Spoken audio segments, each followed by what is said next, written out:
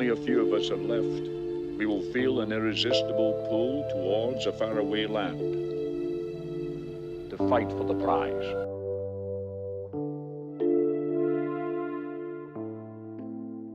Highlander wasn't just another 80s fantasy. It was a storm of myth, music, and madness that gave us sword fights across centuries and the immortal line, "There can be only one." But behind the steel and lightning are secrets most fans never caught. From on-set chaos and deleted scenes to shocking truths about Sean Connery's role and the strange quirks that defined its cult status, this story runs deeper than anyone realized.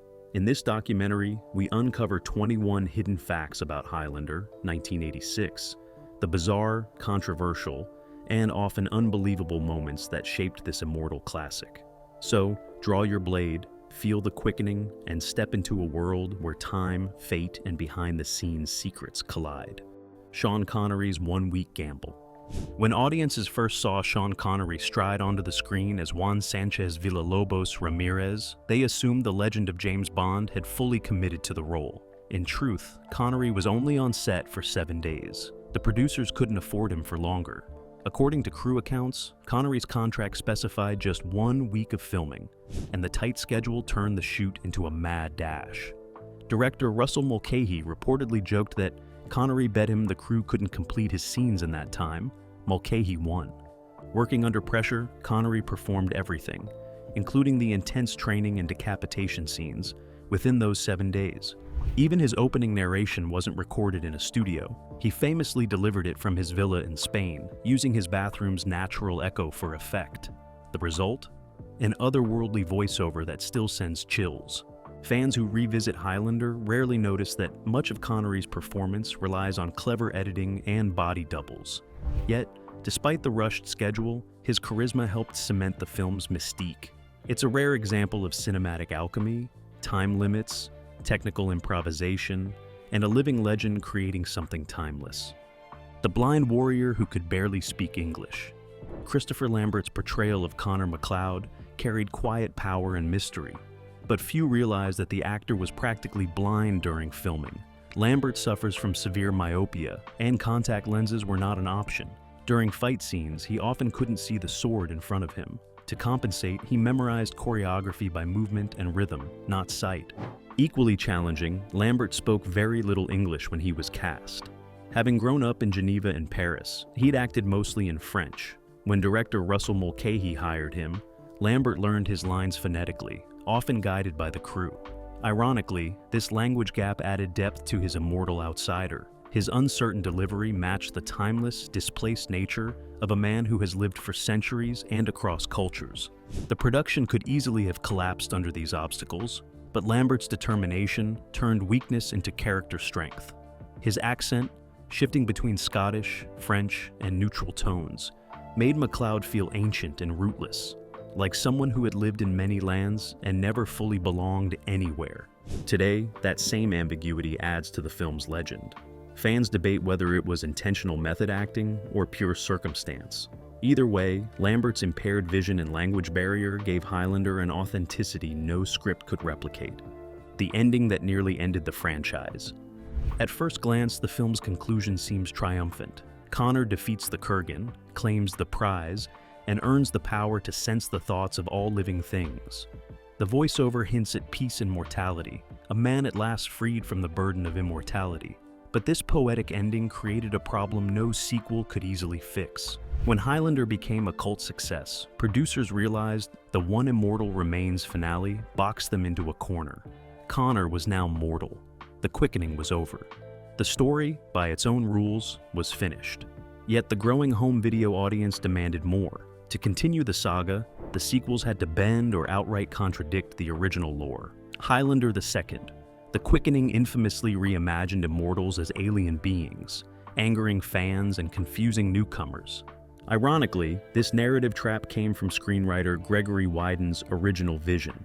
He wanted a self-contained story, not a franchise. But Hollywood saw opportunity. That tug-of-war between artistic finality and commercial expansion defined Highlander's legacy.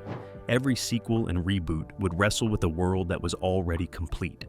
The film's bittersweet ending still divides fans. Some call it perfect storytelling symmetry. Others see it as the first paradox in a saga that could never truly die. The box office flop that became a cult resurrection. When Highlander premiered in 1986, it didn't strike like lightning. Its budget hovered around $19 million, but the global box office pulled in less than $13 million. American critics were confused by its mix of medieval fantasy, modern violence, and rock soundtrack. Theaters were half empty. By all accounts, the Immortal had died young, but the story didn't end there. The VHS era resurrected it. Video rental stores turned Highlander into a sleeper phenomenon. Word of mouth spread among college students and fantasy fans abroad. In the UK, France, and Japan, the film developed near-religious cult status. Suddenly, what was once a commercial disappointment became a global brand spawning sequels, an animated film, a TV series, and novels. Its failure in cinemas actually preserved its edge. Without studio interference, the creators retained ownership of the myth. The gritty visuals, Queen's soundtrack, and emotional weight reached the right audience at the right time. Home viewers searching for something raw and strange. Today, Highlander's theatrical loss feels like destiny. It joined other 80s underdogs like Blade Runner and The Thing, films misunderstood at release but immortalized in time. The Lost Statue of Liberty scene. One of Highlander's most visually ambitious sequences never made it to the screen. Early drafts placed the film's final duel atop the Statue of Liberty. Connor and the Kurgan would clash under stormy skies, sparks flying against America's most iconic monument. Budget constraints and safety regulations killed the idea, but storyboards and concept art show how close it came to reality. The crew instead scouted an amusement park, then finally chose the rooftop of Silvercup Studios in Queens, now a defining image of the film. Even more tragically, several deleted scenes, including a fight with an immortal named Young Dol Kim, were destroyed in a fire that consumed parts of the studio's stored footage. Those reels are gone forever. This loss adds an almost mythical dimension to the movie's legacy. Fans often speculate what those missing moments might have revealed about the Immortal's world. Some even claim to have seen early VHS transfers containing glimpses of now-vanished shots, though no official evidence exists. Highlander's surviving footage is therefore only part of its full vision. The world that could have been remains shrouded in mystery, preserved only in production notes and fan recollection. A fitting fate for a film about immortality and loss. The music video director who changed cinema style. Before Highlander, Russell Mulcahy was not a film director, but a master of music videos. He had directed clips for artists like Duran Duran, The Buggles, and Elton John, known for their hyper-stylized visuals, rapid cuts, and surreal transitions. When he brought that MTV sensibility into a fantasy film, critics were divided. Some called it revolutionary. Others thought it was incoherent. Mulcahy's choice to blend a mythic story with music video pacing created a unique visual rhythm. Transitions leapt across time. An underwater shot in 1536 Scotland would cut to neon-lit New York in 1985. The cinematography embraced sweeping crane shots, lightning flares, and dynamic framing that mirrored rock performance aesthetics. Every flash of a sword felt like a guitar riff. While reviewers in the US found the style too flashy, it aged remarkably well. Later directors in the fantasy and action genres, from Blade to The Matrix, borrowed that fusion of myth and modern pulse. The decision to marry ancient narrative with MTV energy defined an entire visual generation. Mulcahy himself later admitted that he didn't see Highlander as fantasy, but as operatic visual poetry. His editing style gave immortality not just to the characters, but to the camera itself, slicing across centuries in seconds. For 1986, that was groundbreaking. The wild original script that changed everything. Before Highlander became the movie fans know, writer Gregory Wyden's original screenplay was vastly different. Written while he was still a UCLA student, it was a much darker, more personal tale. In early drafts, Connor MacLeod was born in 1408, not 1518. Ramirez was purely Spanish, no mention of Egyptian origins, and immortals could have children. This earlier version painted immortality as a curse of loneliness rather than power. Wyden described the quickening not as an electric surge, but as a haunting transfer of souls. When producers picked up the script, they made massive changes to widen its appeal and align it with commercial fantasy adventure. Director Mulcahy expanded on the flashback structure, while producers Peter Davis and William Panzer rewrote Ramirez's origin to sound more exotic. They believed the blend of Egyptian, Spanish, and Scottish cultures would heighten the mystique. These changes helped turn Highlander into an international story rather than a regional myth. Still, many fans and scholars prefer Wyden's original, calling it more poetic and tragic.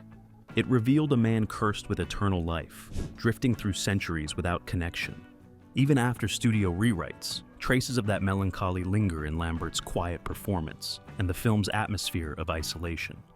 The evolution from Wyden's introspective vision to Mulcahy's kinetic spectacle mirrors Highlander's core theme, the tension between soul and sword, humanity and spectacle, the line that became immortal.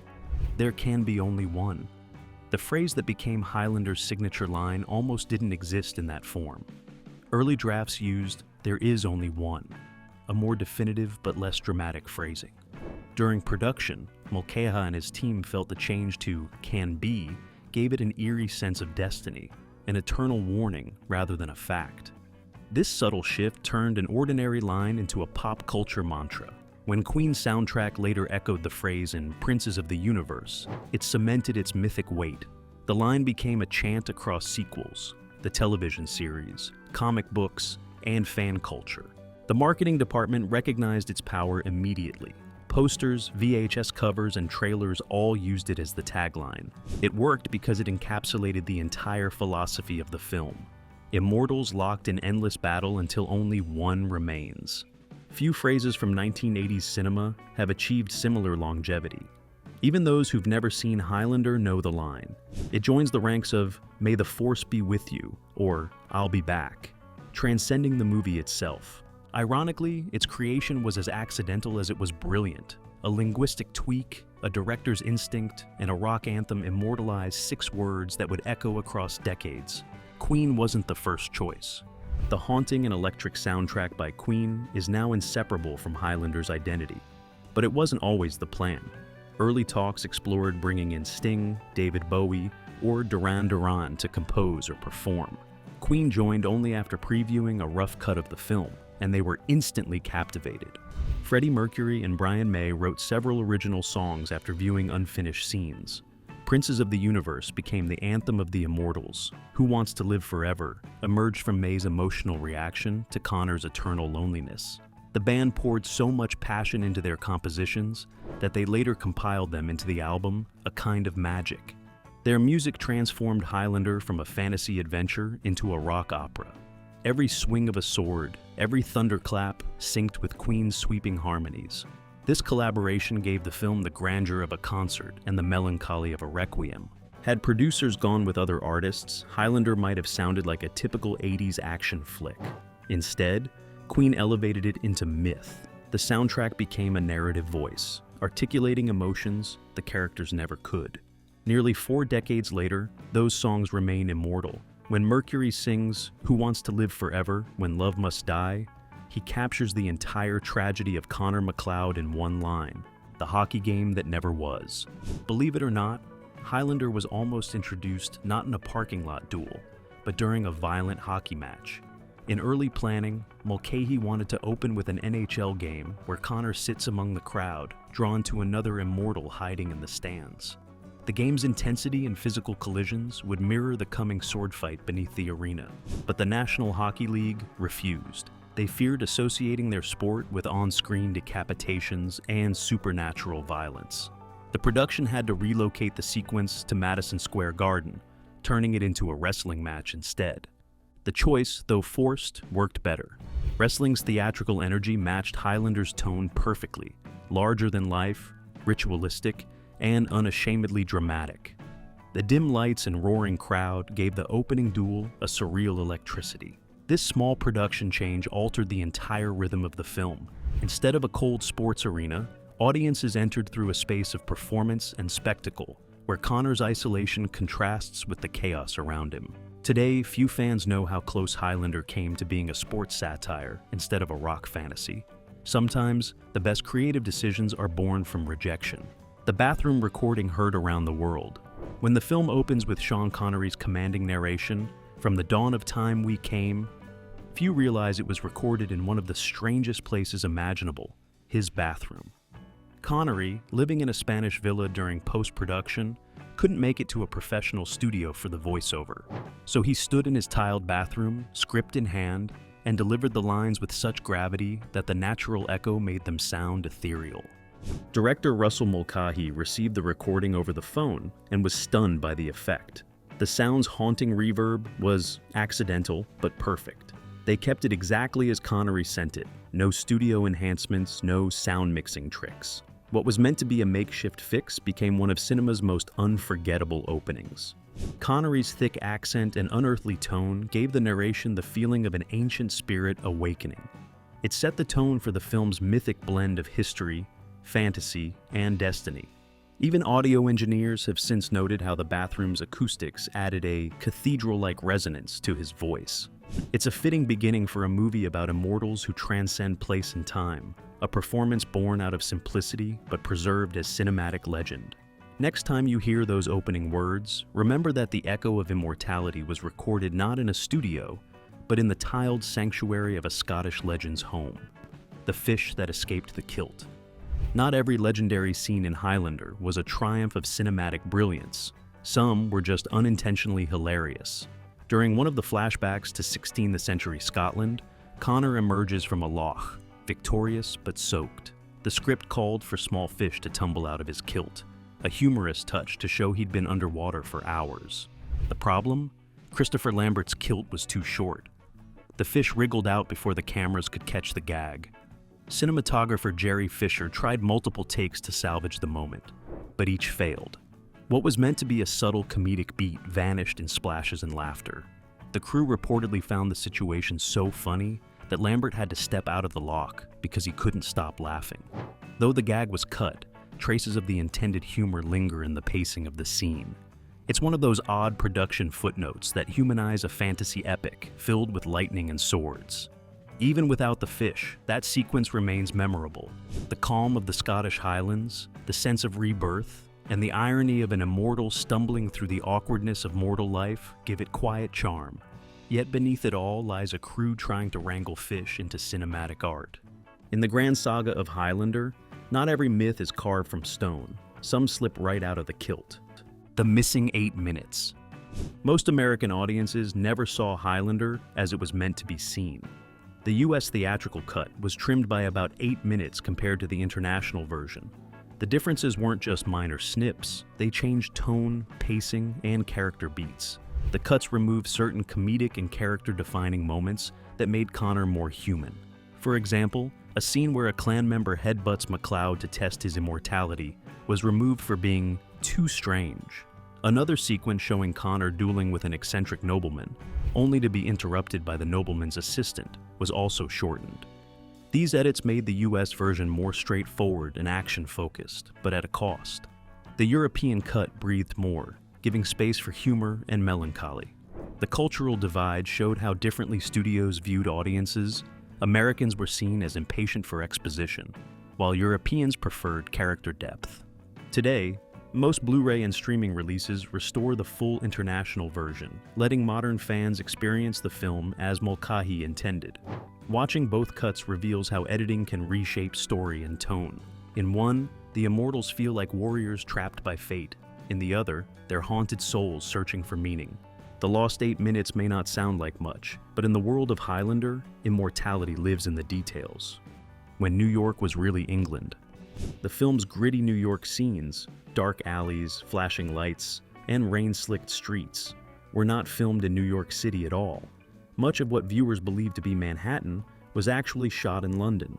The production's budget limitations forced the crew to recreate New York exteriors on soundstages and narrow British streets that doubled for American locations. One of the film's most iconic moments, Kurgan's alleyway battle with Castagir, was filmed in an English alley dressed to look like the Lower East Side. The neon lights, puddles, and graffiti were all imported. Even the police car seen at the end of the scene had to be modified British vehicles painted to resemble NYPD cruisers. This sleight of hand worked so effectively that most audiences never noticed. Mulcahy's use of darkness, steam, and camera movement sold the illusion. The juxtaposition of foreign settings underlined the film's theme, immortals moving through time and across borders, never truly belonging anywhere. In a poetic twist, Highlander, a film about rootless wanderers, was itself a cinematic wanderer, partly Scottish, partly English, and pretending to be American. It's a subtle reminder that even movie magic sometimes lives by disguise. The novel that explained it all. For fans who struggle to understand Highlander's mythology, there's a secret key: the official novelization by Gary Kilworth. While the movie left some elements mysterious, Kilworth's book filled in the blanks. It described immortals' powers, the metaphysics of the Quickening, and even Kurgan's brutal training centuries before his encounter with Connor. In the novel, the Quickening isn't just energy, it's a spiritual transfer. Each immortal absorbs the life force, memories, and regrets of the one they behead. This concept gives new meaning to Connor's haunted expressions after battle. He's carrying centuries of sorrow inside him. The book also clarifies Ramirez's backstory, portraying him as a scholar who studied immortality's rules rather than simply a swordmaster. It even explores Connor's friendship with Costagir in more depth, making his death far more tragic. Though long out of print, Kilworth's adaptation remains a hidden treasure for die-hard fans.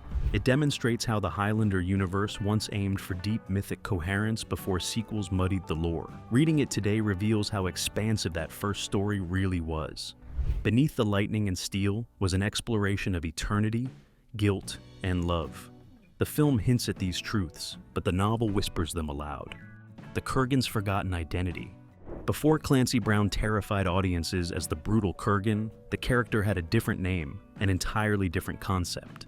In early drafts, he was called the Knight, and sometimes used the alias Carl William Smith. Instead of a barbaric villain, he was envisioned as a dark, chivalric warrior, more stoic than monstrous. But as production evolved, director Russell Mulcahy wanted a more primal, fearsome contrast to Lambert's quiet hero. Clancy Brown helped craft that transformation.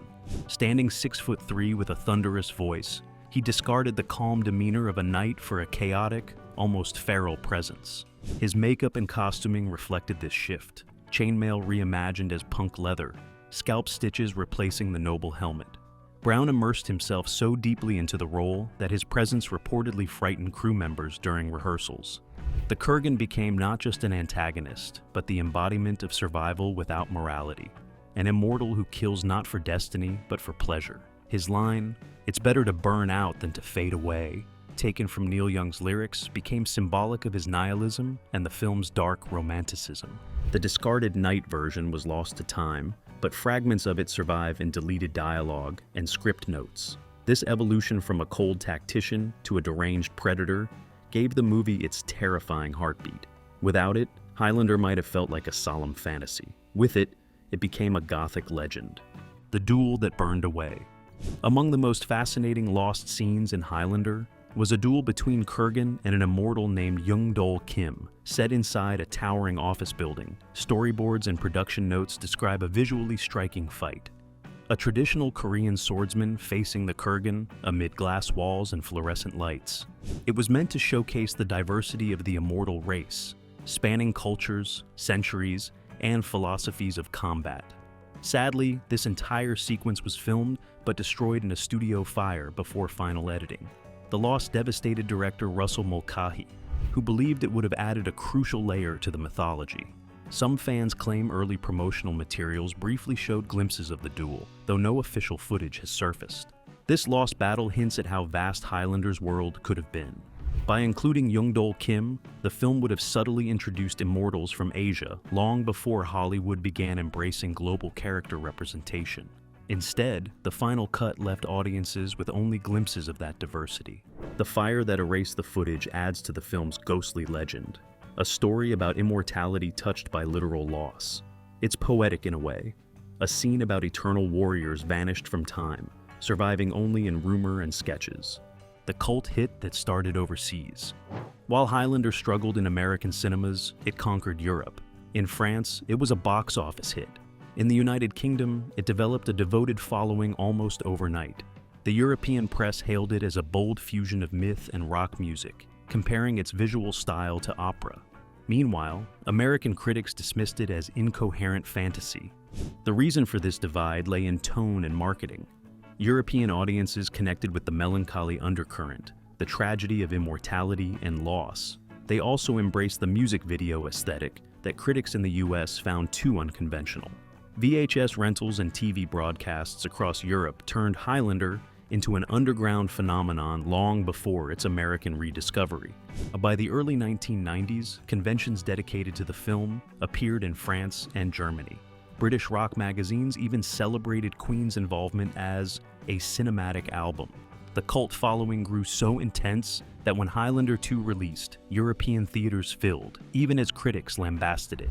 Ironically, without Europe's devotion, the franchise might never have expanded into sequels, or the long-running television series starring Adrian Paul.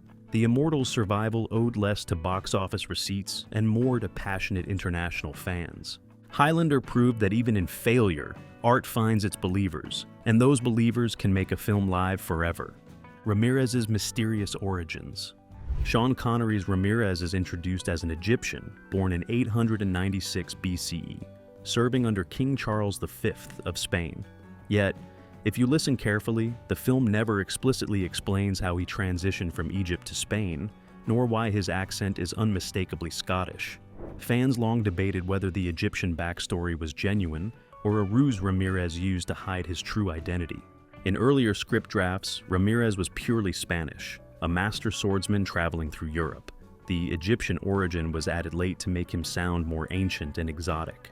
Connery, unable or unwilling to mask his natural accent, performed the role with full Scottish flair, creating an unintentionally humorous paradox. This cultural confusion added charm. Instead of breaking immersion, it reinforced the film's theme. Immortals wander so long they become cultural hybrids.